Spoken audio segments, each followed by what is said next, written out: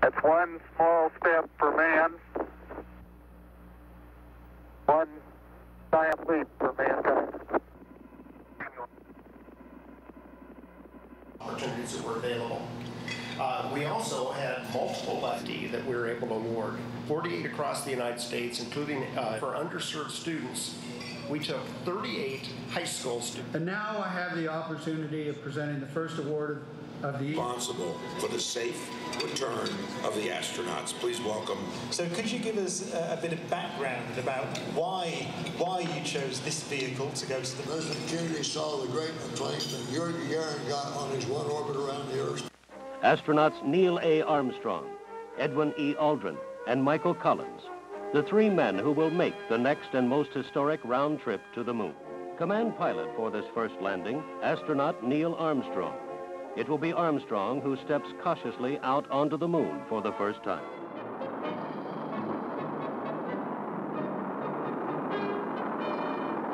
I think there's nothing more important, actually, than honouring Apollo. For me, it is the most difficult thing we've done as a civilization. And that means, for me, that it's the most important thing we've done as a civilization. I mean, what history tells us is if we don't overreach, if we don't try to do things that we can't do or we're not capable of doing at the time, then steady state is not an option. Your civilization collapses. Choice. We feel positive that if we go as It's possible at the time, in 1961, we're going to go. Zero. Liftoff. All right, liftoff, and the clock has started. You're on your way. Yes, sir. Reading you loud and clear. I can you. On the periscope, what a beautiful view. Cloud cover over. We have to realize that this is a historic moment in the evolution of humanity, in the evolution of life on this planet. Human beings and the machines that we have created are enabling us, have enabled us to move out from the womb of Earth, out from Mother Earth into the larger cosmos. That is an amazing thing when you think about all the life we know being on this little planet Earth, and we now are beginning to move out.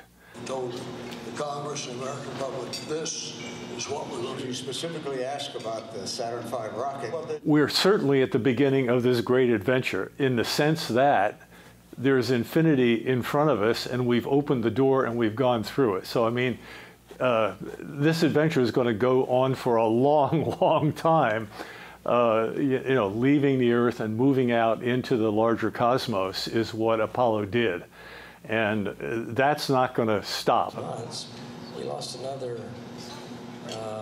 time. Because it's hard, etc., etc. And the Soviet Union. This is the day the United States surpasses the Soviet Union in space for the first time. The mighty Saturn, 16 stories high, is the heaviest spacecraft ever to be poised on a launching pad. The weight of rocket and payload is 562 tons, and the spacecraft itself will mean 20,000 pounds in orbit, 6,000 pounds heavier than the biggest Soviet payload. We started out truly in a race with Russia, and one to get into space, but more importantly, the one where we set the race to land a man on the moon. And because of the focus on that, we were able to basically perfect the space program to the level at which it could operate at that time.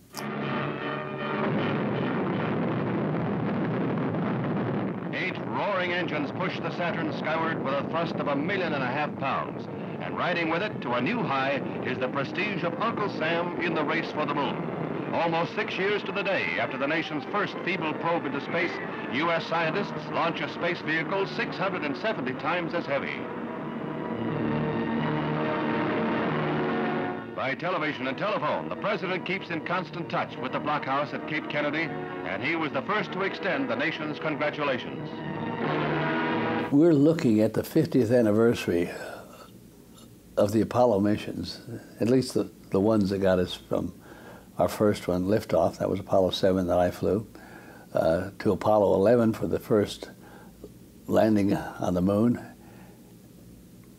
And I find it a little surprising, but mostly just so encouraging to see the population at large excited about that happening. Nobody seems to realize that that was the third orbital ball in the front. They put that on top of a proton.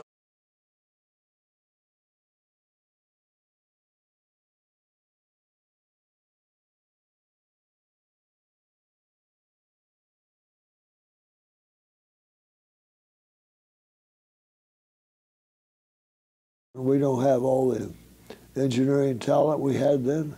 We have computers that can do fantastic things now. And you got more power in your cell phone than we had on Gemini Apollo. In fact, nearly as much power as we had in mission control. But we had people had experience that knew how to think, take responsibility. 30 seconds and we're on the way. Roger, Tom, you're looking real fine.